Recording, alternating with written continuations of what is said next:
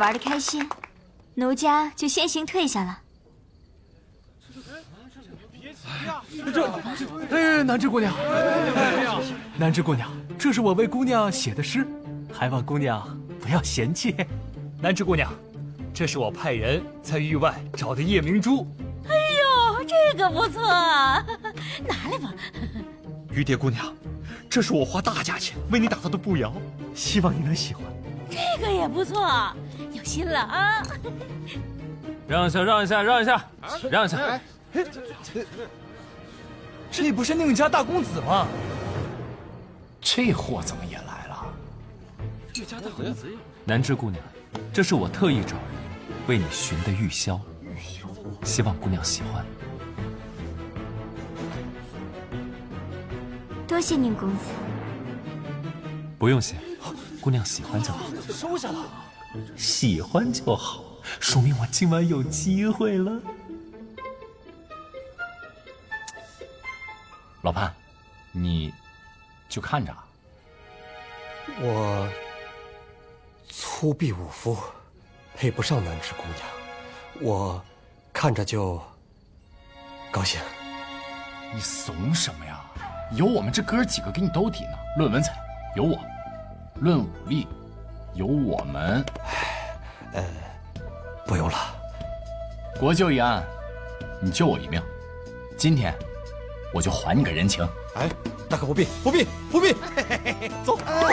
南枝姑娘，这位呢是我们领导潘玉成，潘锦衣，他可以说是玉树临风，一表人才，身体倍儿棒，吃麻麻香，能文能武，为人正直，对你也是啊，倾慕已久。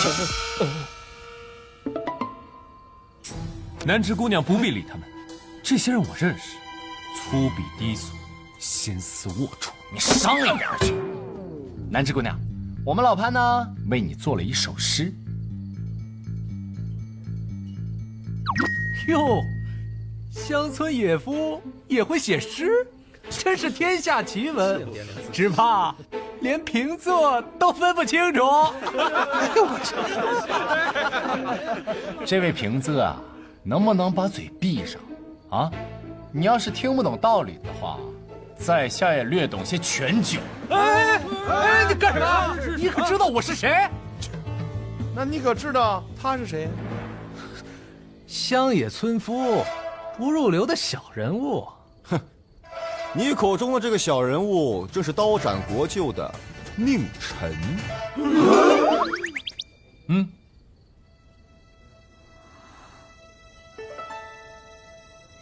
以后这话不要说，万一传到陛下耳朵里，对臣子不利。哦，那咱们可以提宁晨的另一个身份呢？没错，我来跟你们说两句啊。翰林院大儒曾经对我宁晨兄弟说过，说他是诗仙转世。诗仙转世，大言不惭。有本事，当众写一首诗来。该死，这种露脸的机会应该属于我这个宁府大公子，凭什么让你这个野种这么风光？没错，翰林院掌院李汉儒出了名的假客套，随口夸你一句，还沾沾自喜起来了。啊，显着他了。我臣子，咱做一首给他看看。那就来一首。来。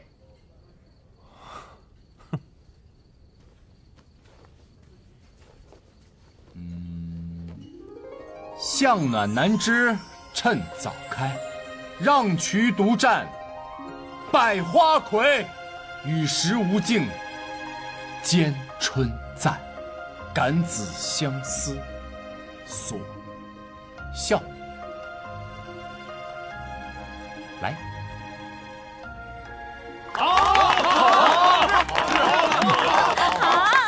这首诗虽比不过“要留清白在人间”，但也是难得一见的佳作，尤其是第一句，包含南枝姑娘的名字呀。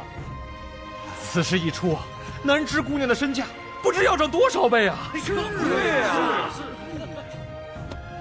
老潘呢，为人正直，踏实肯干，选他绝对没问题。你再看看这个，脸色苍白，眼窝深陷，一副纵欲过度的样子，说不定啊还有什么脏病。哎，我不是你什么你啊？拿一只破箫就想来哄骗南枝姑娘？南枝姑娘什么箫没见过？她能看得上你这种货色啊？宁晨，怎么，宁大公子想玩玩？你们要替他出头是吧？宁晨是我们俩的兄弟，替他出头怎么了？哟，眼睛瞪那么大干嘛呀？信不信我来把你眼珠子挖下来扔地上当炮踩了？你这哎呀，没事吧？宁大公子受伤了。看我这腿。今日之耻，我来日必报。快报快报！这首诗是他写的，还是你送的？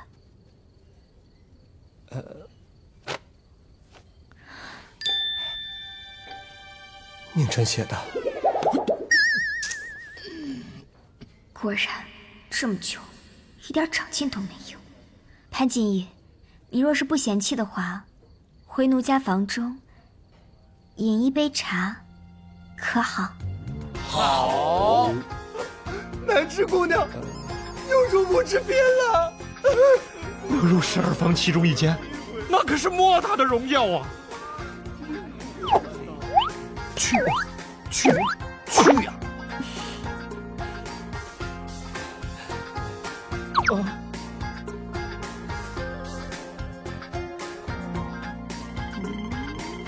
一发入魂呐！难忘今宵啊！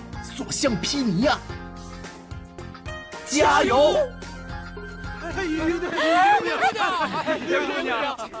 兄弟，我们是兄弟，不是啊，我们是兄弟。这样，你也帮我写一首啊！我喜欢雨蝶，很久了。你这样，你帮帮我啊！那我这个你什么？你都成亲了，我现在还单着身呢。我让陈德国写首诗怎么了？你这样，要是成了，我认你当我义父啊！还义父呢？这是我亲爹。你什么？你都快亲爹的人，你还跟着乱什么？你姑娘又不是一个，你还在这争着干嘛？你看你顶个大油头。宁公子，不知道奴家有没有荣幸，请公子饮一杯酒水？哎，你是说我？不是说你。当然可以。你可以什么呀？不是他怎么能请他饮酒水呢？啊，他不就会就是酸诗吗？再说了，我比他长得帅，他咋不请我饮酒水呀？你什么时候瞎的？去，一边玩去。哎，宁子，雨蝶姑娘都这么说了，你不也给雨蝶姑娘赋诗一首吗？赋个屁！真的吗？不知道雨蝶有没有这个荣幸啊？有，当然有。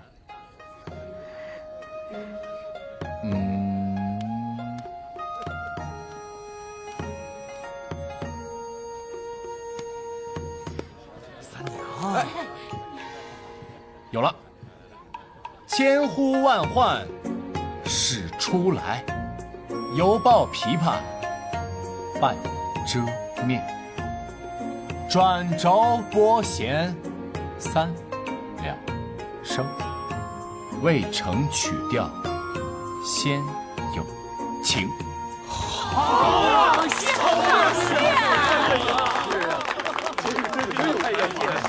诗好诗啊！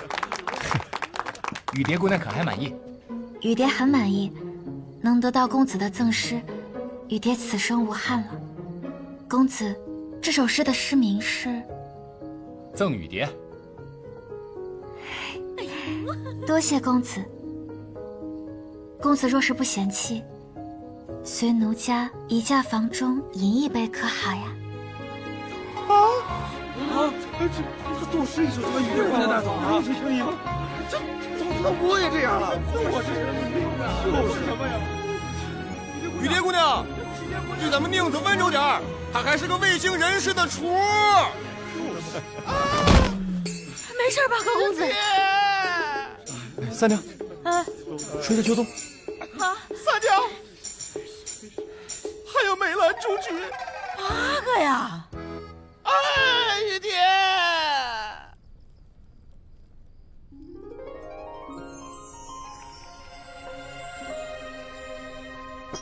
公子，这是上等的杏花雨，您尝尝。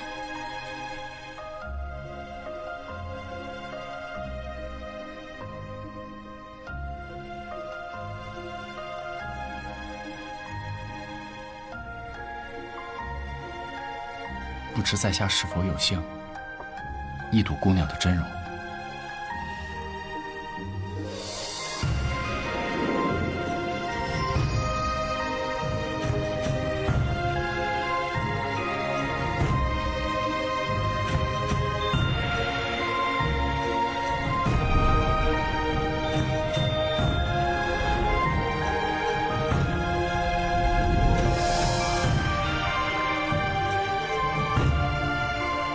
千秋无绝色，月暮是佳人。倾国倾城望，惊为天下人。公子，可是真心倾慕奴家？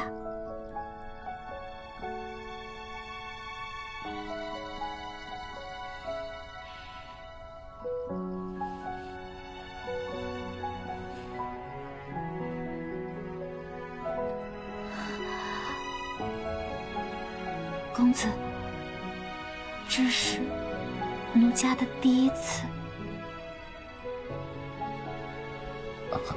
方才是我情不知所起，一往情深，若是有冒犯，还请姑娘见谅。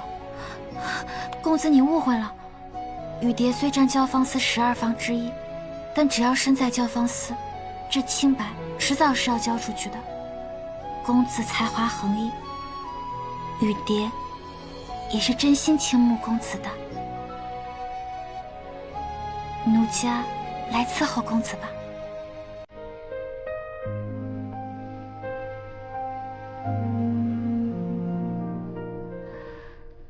还请公子怜惜雨蝶。花径不曾缘客扫，蓬门今始为君开。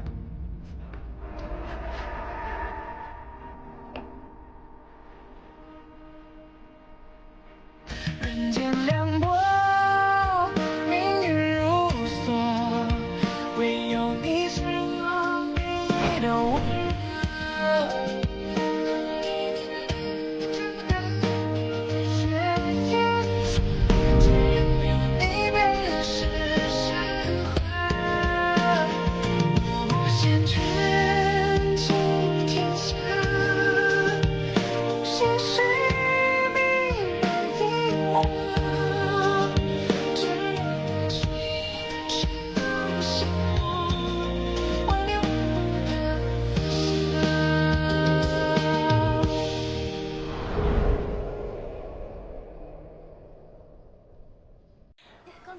慢走啊！哎，不用送了，留步啊！我说老高，别扒了！哟，宁子，你给我过来！你说啊，你把我雨蝶怎么样了？就是你想的那样呗。他就是个畜生！哎呀，别呀！你别拦着我，我一定要和他论个长短！我和他……哎呀，老高，你跟他比长短，你比得了吗？哎呀，好好好，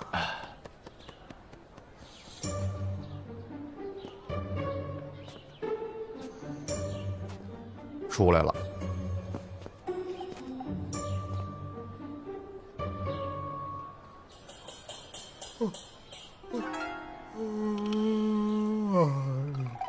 一宿没睡，这么久？还行。你和南枝姑娘怎么样了？三娘都告诉我了，咱们的头啊，正襟危坐了一晚上，给南枝姑娘熬睡着了都。老潘，你是不是有点啥大病？你有病，你有病，你有病！在没确定南枝姑娘是不是喜欢我之前，我是不会动她的。那你就不怕南枝姑娘怀疑自己的魅力？你就不怕南枝姑娘怀疑你是不是身体有什么大病吗？会吗？会吗？会。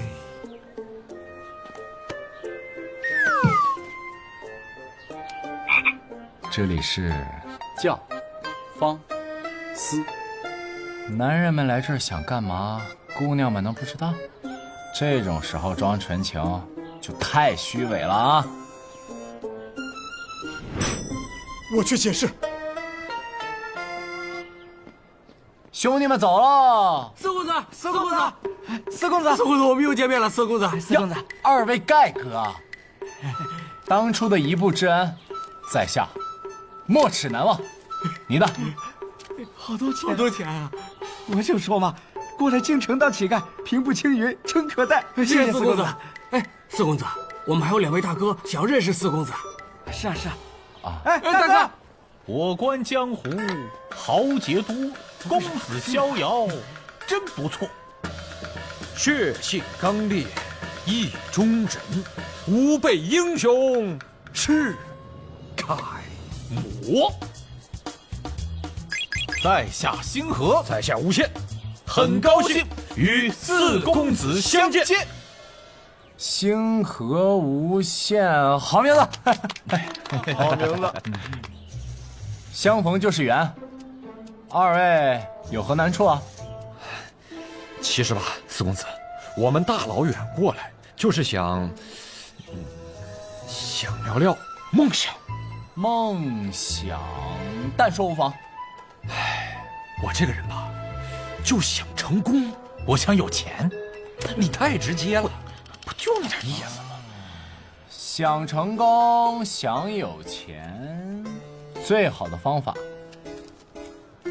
就是做老板。别！哎，不！哎，别！哎，我不是这个意思。哎，你就是这个意思。你好人，我给你吹一曲吧。哎，别，抓重点，靠双手成就你们的梦想。加油！不是，为什么那么困呢？三位大人，这是京西矿山杀人案证物，人证物证齐全，要是没问题的话，我就归档了。去吧。哎，等等，干嘛呀？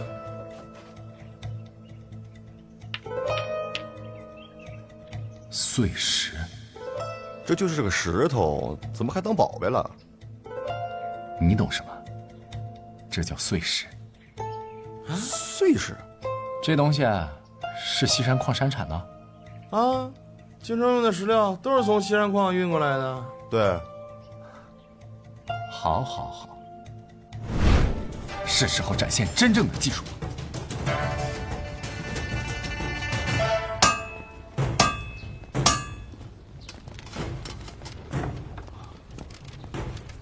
见过3位银衣。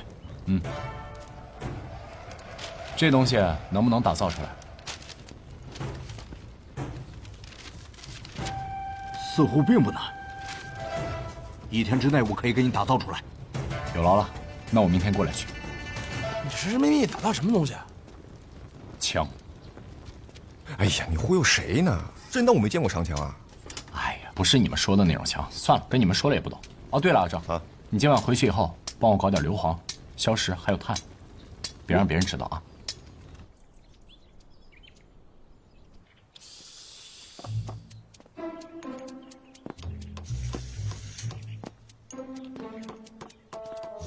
干嘛呢？谁让你见过庚子怡？宁神呢？别庚子怡，宁神来了就进去了，神神秘秘的，不知道搞什么呢，好像是什么练枪啊，练枪。宁神，出来，有事。那，别打扰我。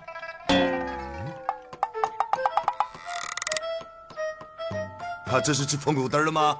啊，敢这么跟我说话？知道我是谁吗？出来！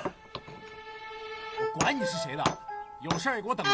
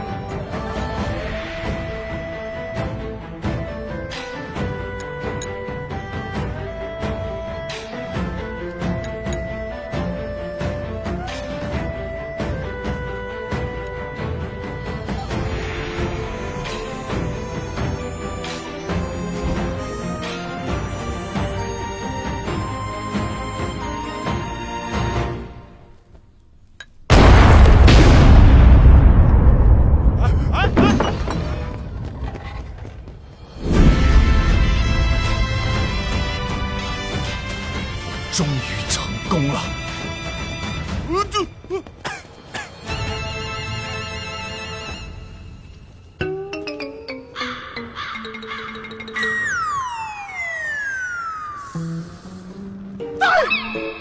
妖魔鬼怪，黑牛精！太上老君急急如律令。宁晨，干嘛呢？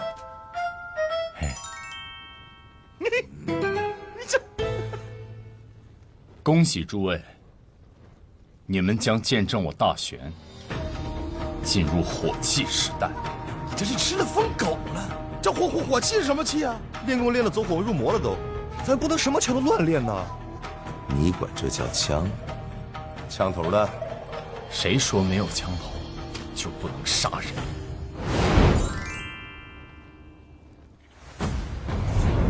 各位，捂好耳朵。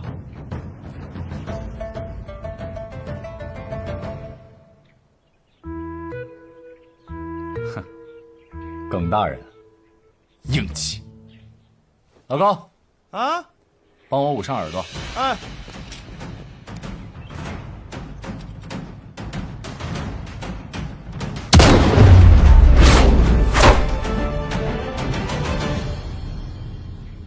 谢谢你啊，好心人。你说啥？我听不见呀。他说：“谢谢你。”吃大米，中午不是吃馒头吗？他说。这究竟是什么？一点寒芒先到，随后枪出如龙，这就是火枪。干张嘴不出声是什么意思呀？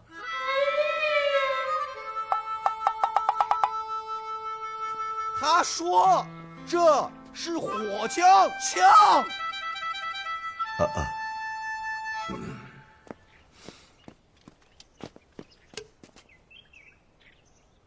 宁子，这铁丸哪冒出来的？啊！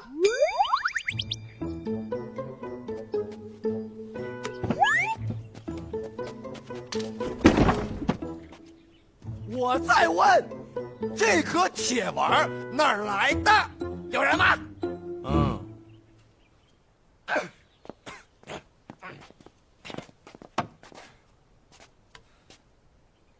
战场杀敌，弓箭有迹可循，敌人有反应时间；火枪击发无迹可循，近距离击发可穿甲胄。还是耿子怡有见识啊！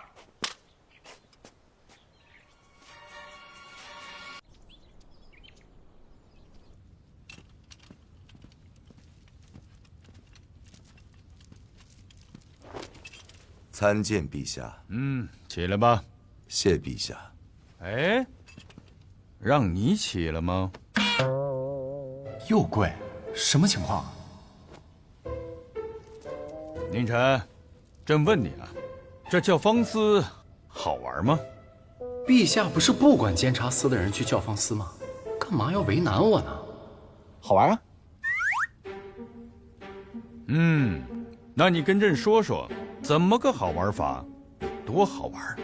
陛下，臣在教坊司认识了一个叫雨蝶的姑娘，长得那是倾国倾城，国色天香。性格非常温柔，声音非常好听，关键是啊，那是货真价实啊，可可是陛下却什么？啊？这你什么眼神啊？臣是在心疼陛下，哎，觉得陛下很可怜呐。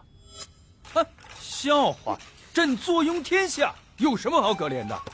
陛下那是文能提笔安天下，武能上马定乾坤，文治武功无人能及，功在千秋，绝对称得上是千古一帝，绝世明君。只可惜，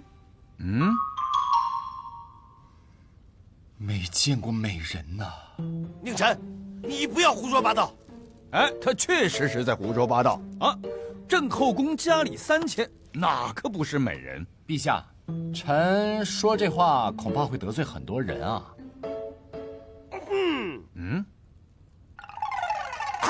但臣实在是不吐不快。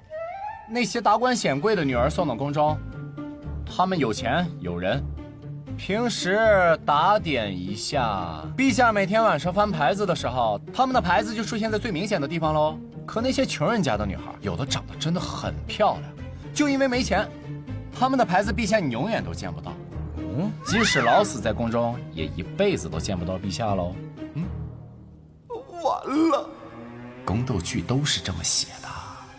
宁晨说的可是真的？陛下，这是宫中不成文的规定。那朕怎么不知道？你是不是收了钱呀？陛下明察，奴才万万不敢呐！果然，机智如我。来人，在。陛下息怒。臣觉得为这么点小事儿，陛下如果气到龙体，不值得。不如臣带陛下去一趟教坊司。教坊司的12房呢，个个都是貌美如花，除了南枝和雨蝶啊。陛下您随便挑，随便选，我请客。这小子疯了！哎，你把朕当什么人了？真男人啊！陛下虽贵为天子，但也是身体健康的男人啊。整个大选都是陛下的，陛下去个教坊司不过分吧？话说，陛下去教坊司都不需要花钱吧？那不用。哎，我觉得你说的有点道理啊。那择日不如撞日，咱现在就准备起驾去教坊司。我敢。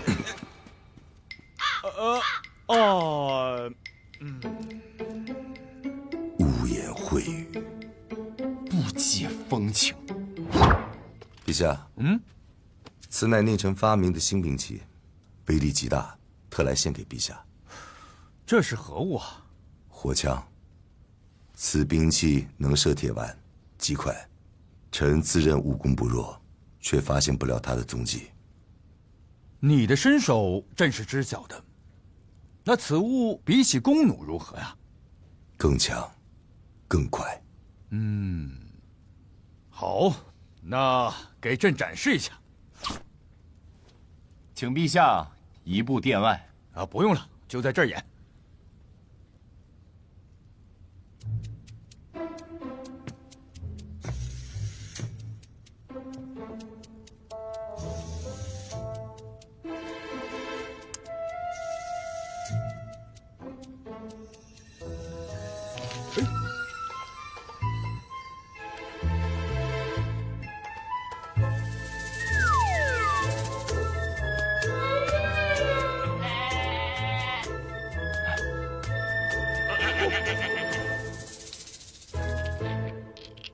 我会。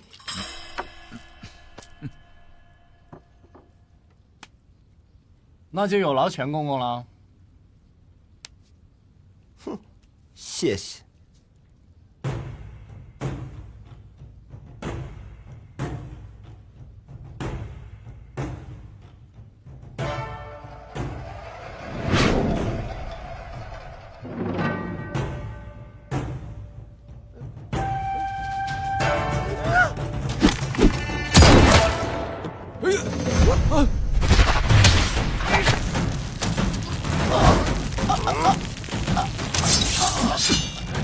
陈公公，手下留情。哎，朕没事儿啊！放手，放手啊！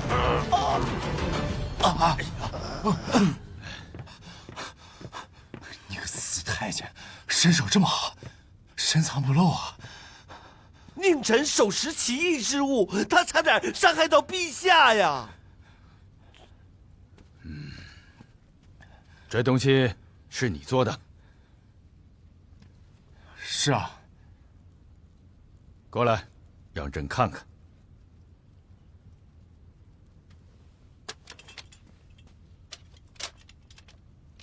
不是这个，把头抬起来，朕要看看你的脖子。过来。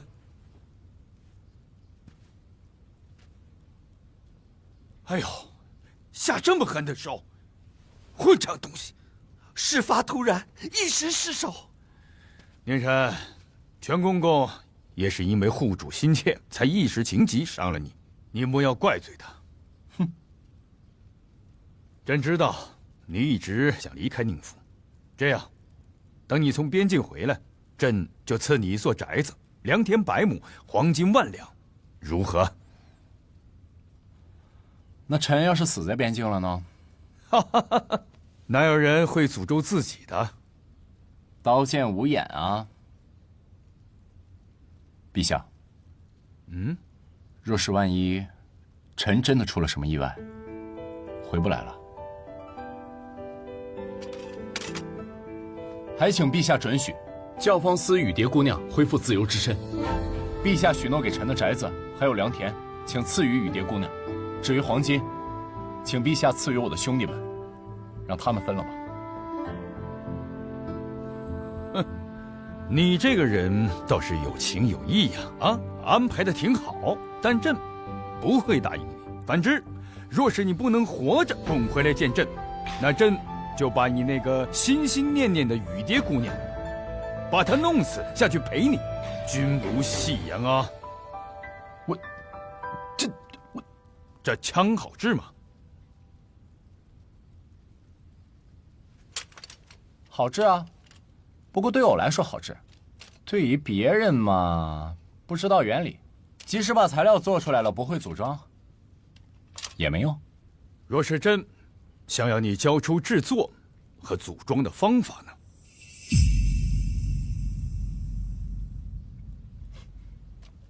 这东西啊，本来就是要献给陛下的。陛下可以调动一部分将士，配上火枪，组成火器营。火枪对于骑兵威力很大，一发子弹干出去，保证事半功倍。看来你早就想好了，要用这东西来对付陀洛国的骑兵。好，那朕就准了。但你有没有想过，这东西一旦泄露，后果不堪设想？陛下放心，到时候我就造出威力更强的火器。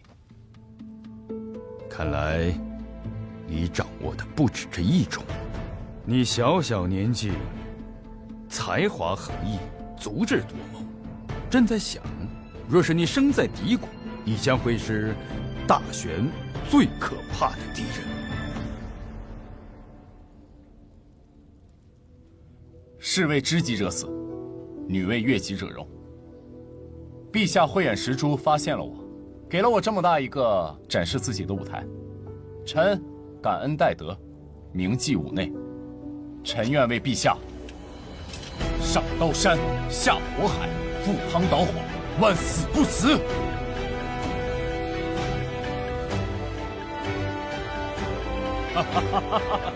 好，说得好。下去吧。臣告退。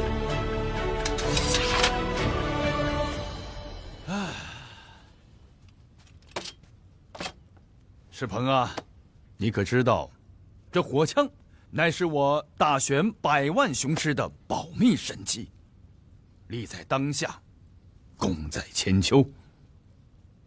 哎，你说这傻小子，他也不知道找朕讨些赏赐。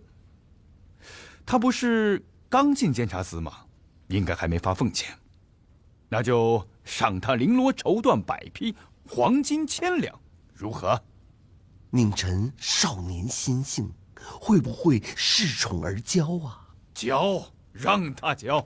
像宁晨这种百年难遇的奇才，朕都替他傲娇。哈哈哈哈！快去吧。遵命。一个小小的宁晨，竟然把京都闹得天翻地覆，看来真是小觑了。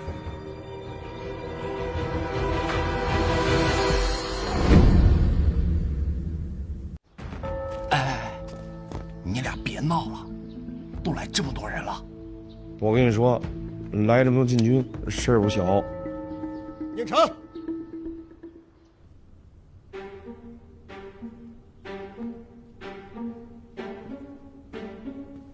哟，这不是全帅哥吗？没在宫中伺候陛下，出来遛弯啊？闵银一，你让咱家好找啊！全公公，你听我解释。过多的解释就是充分的暴露，不要用你的微笑掩盖你内心对我的恐惧。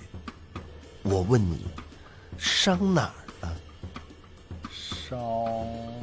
宁银一，我是问您的伤势没事吗？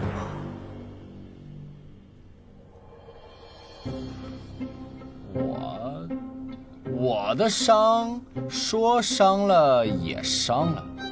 说没伤也伤到了一点点，都怪咱家太鲁莽了。你那是鲁莽吗？你那是对我赤裸裸的伤害。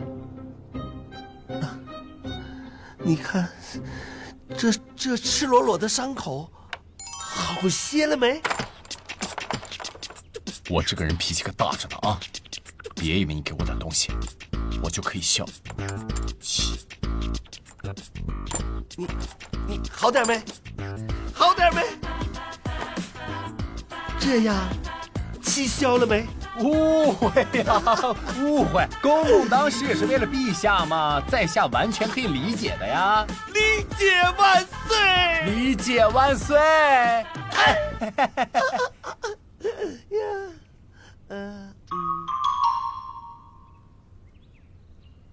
其实呢，我还有一件事儿。想麻烦全公公，但说无妨，说，请公公帮我把这些送到宁府，我这就去办啊！放心。好，来人啊！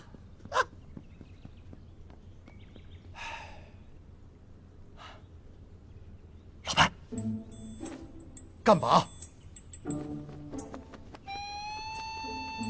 干什么？这是什么事儿？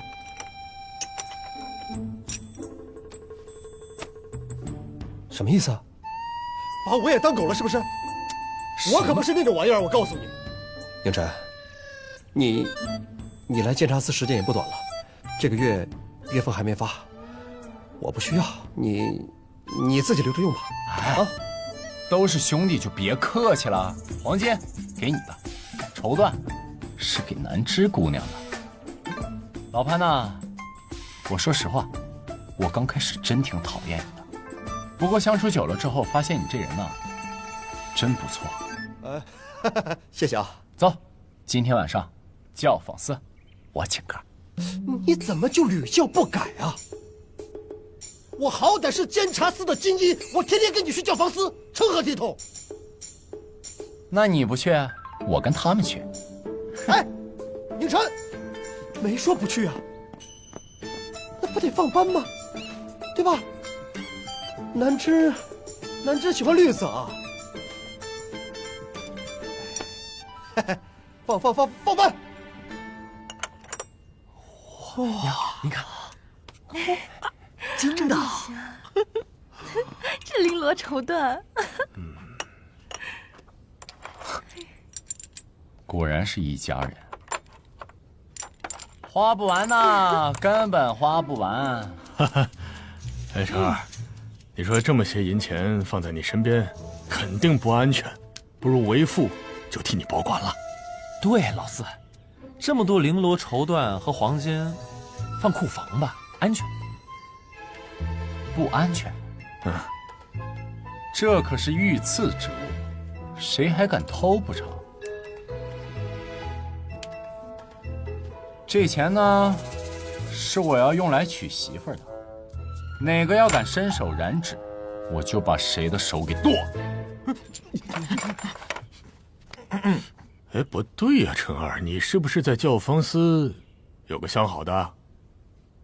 宁大人消息还挺灵通的嘛。还真是啊！我警告你啊，我绝对不会允许一个风尘女子进我家大门，败坏我宁家门风。雨蝶虽然是风尘女子，但是她是清白之身，比起你这个成天只会阴阳怪气儿、没事耍坏心眼子的夫人强多了吧？哎，你个混账！宁晨，你怎么跟母亲说话呢？宁晨，母亲这么多年供你吃供你穿，到头来你就是这么回报母亲的吗？老爷，你看看，他眼里还有我这个母亲吗？你这是忤逆长辈，大逆不道啊你！不让雨蝶进宁府也没关系，那我就携郭麒麟，那就让他娶我，我进他家。嗯，郭麒麟他算哪根葱啊？我今天就把话放在这儿，这些就是宁府的，那个娼妓也休想进宁府大门一步。啊，说来说去，你们就是想要这些东西呗？早说呀，给你们就好了，都拿去。当真？啊？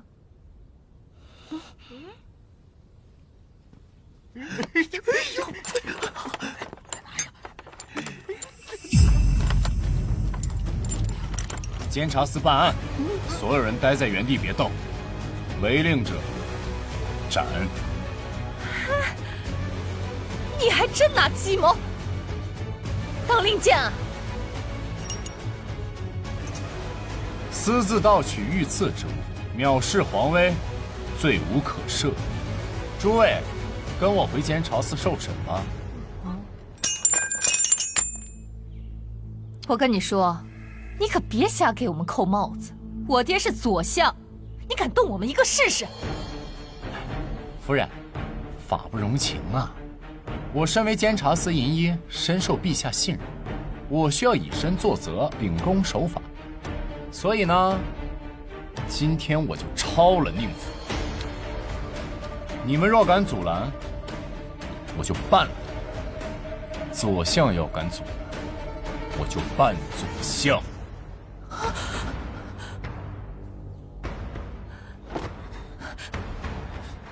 娘，怎么办？娘，他不会真要带我们去监察司吧？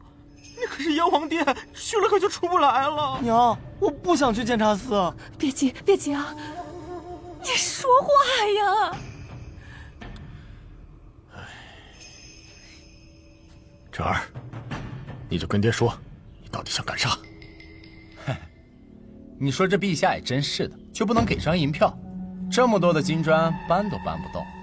宁大人，今日只是给你们一个警告，如果想让你的3个儿子活命的话呢，就让我把雨蝶娶回家。哼。哦，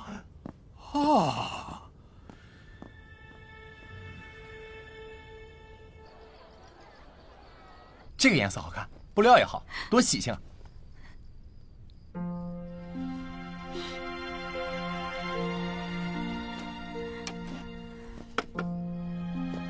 怎么了，雨蝶？哭什么呀？不知道，一想到你要上战场，我就想哭。没事儿，放心吧，我会照顾好自己的。刀剑无眼，多凶险啊！放心吧。哦，对了，陛下答应我了，只要我这次活着回来，他就会赦免你的奴籍，恢复你的自由之身。那我也不想你去战场上厮杀，太危险了。为了你，我愿意。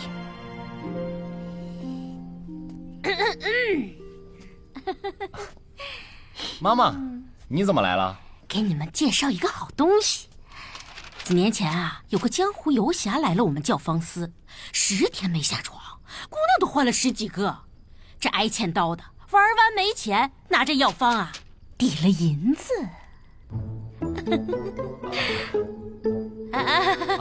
这样。哎呀，据他所说，这药方千金不换，无论是煎服还是泡药浴，都对身体有莫大的好处，可强身健体，保持气血旺盛，让人生龙活虎。事后我找人试过，的确很有效。古代伟哥，我不需要。哎呦，宁爷爷，你就别装了，你呀，这身体瘦弱，跟监察司他们其他银医比起来，你可太一般了。奴家是觉得你人还不错，那这药方免费送你。我一般，哼，我一般。奴家觉得还行吧。还行是什么意思啊？我那……哎呀，雨蝶呀，没有过其他男人，跟你跟监察司其他同僚比起来，那可就太一般了。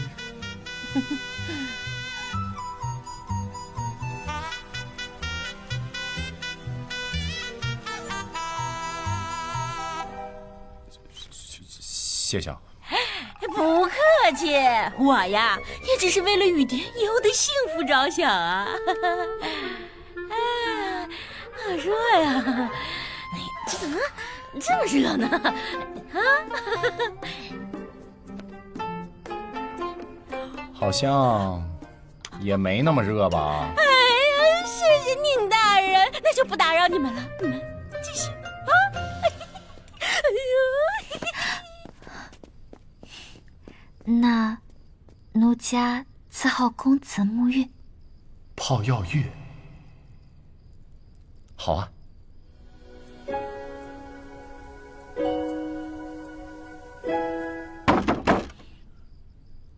谁呀？宁公子，求求你救救我家妹子吧！小梅怎么了？公子有所不知，小梅前些时日在街上买东西，被胡家公子胡强看上。胡家今日上门把小梅抢走了，我上去说了一句，他们还打了我一顿。小梅现在还没回来呢。你为什么不早点来找我？我……蝶儿，我有点急事，等我回来。带路。妹子，你在哪里呢？哥哥带着宁公子来救你了。监察司办案，让胡强给我滚出来！太喧哗，什里头？宁公子，他就是胡强。谁敢直呼本公子的名讳啊？看这样，应该还来得及。你是何人？竟敢强闯胡府？小梅在哪儿？什么梅？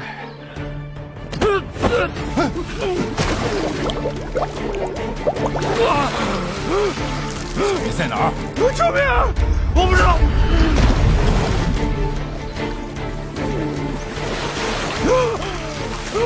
小梅在哪儿？我不知道。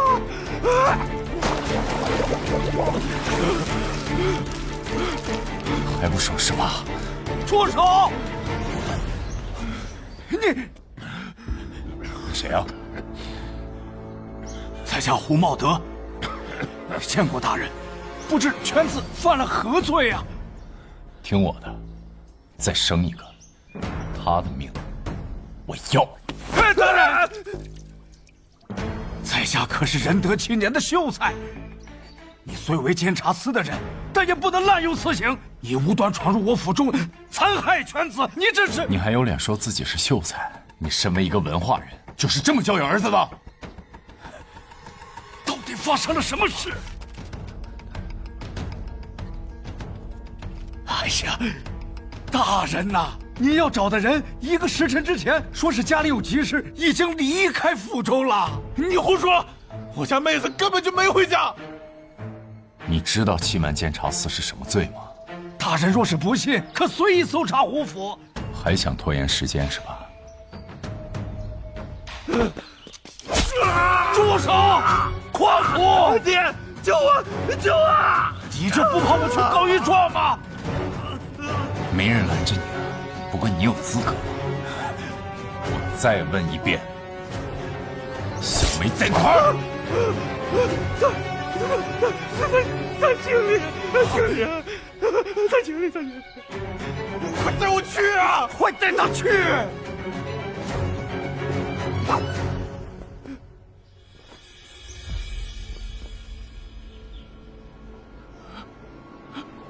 妹子，妹子，你可不能死啊！妹子，妹子，这不能怪我呀！他性格刚烈，是他自作自受。啊！儿啊！老爷，老爷，没事吧？老爷，你没事吧？老爷。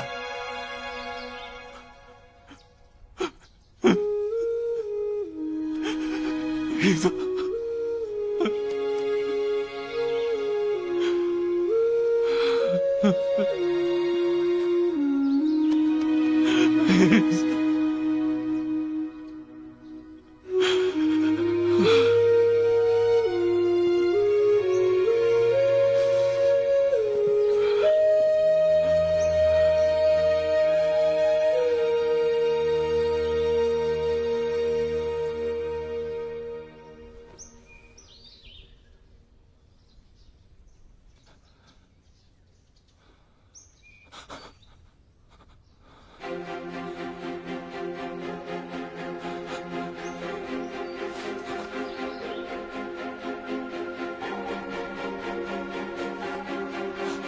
还有救！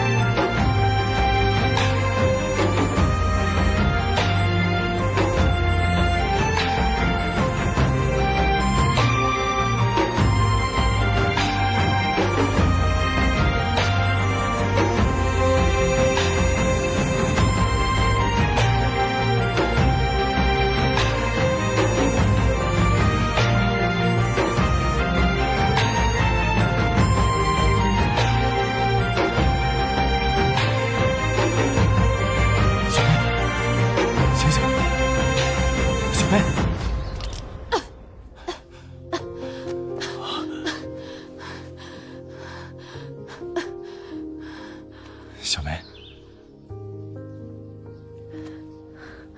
公子，真的是你吗？是我。太好了，我还以为再也见不到您了。妹子，咋回事啊？没事，只是昏过去了。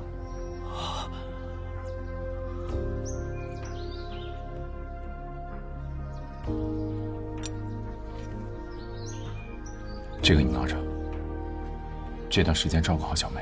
赶紧公子，这太贵重了，小人不能要。让你拿着你就拿着。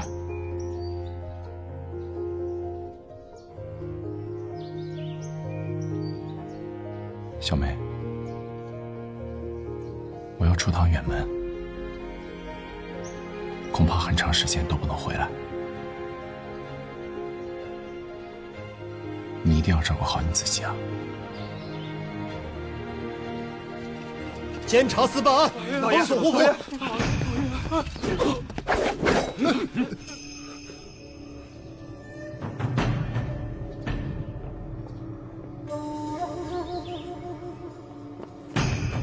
宁子，你怎么样？你没事吧？你们怎么来了？你还好意思说？我们这个郑王司潇洒的，雨帝告诉我你出事了。好家伙，那裤子都来不及穿呢，就跑回监察司喊人去了。宁晨，你怎么回事？之前刀斩国舅，只有大闹秀才府，你知不知道他是有功名在身的？即便有罪，那也得定完罪之后再行刑。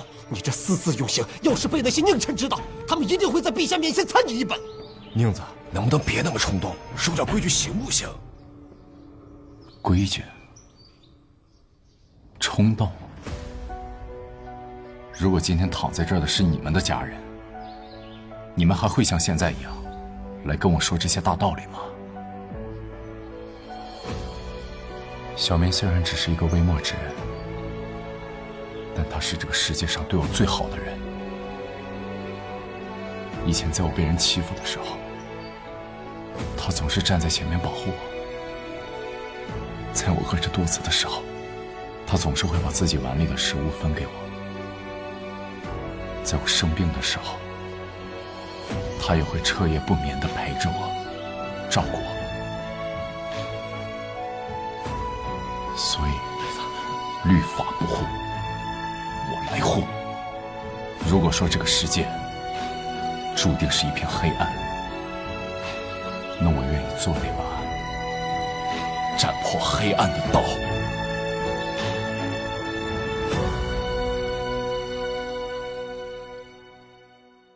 胡强罪有应得，宁银一秉公执法。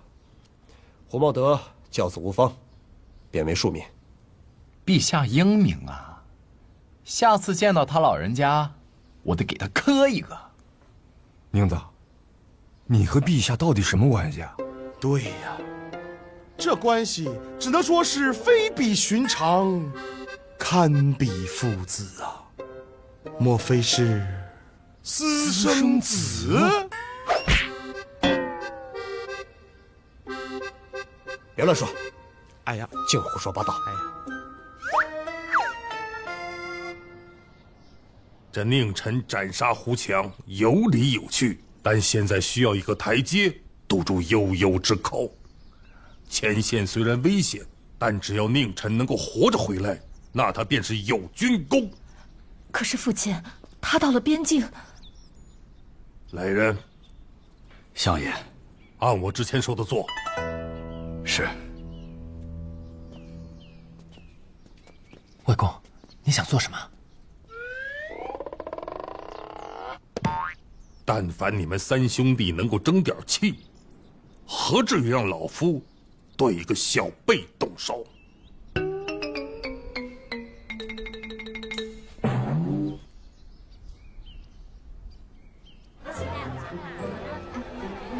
可以。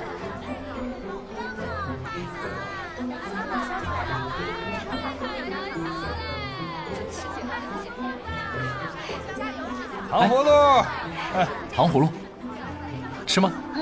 多少钱啊，老板？2文钱，给。谢谢老板。客气。这个看起来还不错，你先吃。糖葫芦，冰糖葫芦，好吃吗？冰糖葫芦。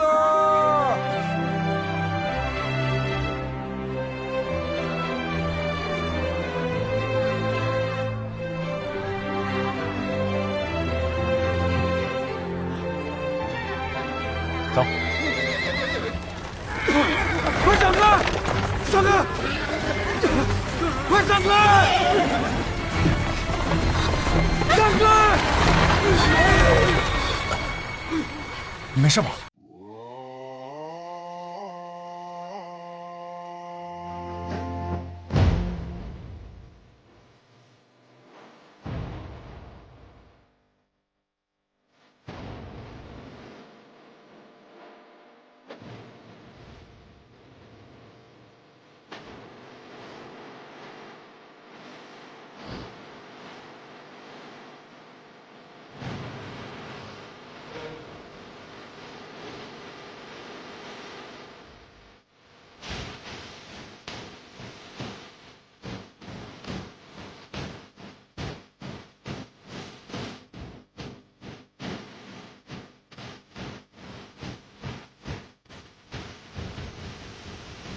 我只想上。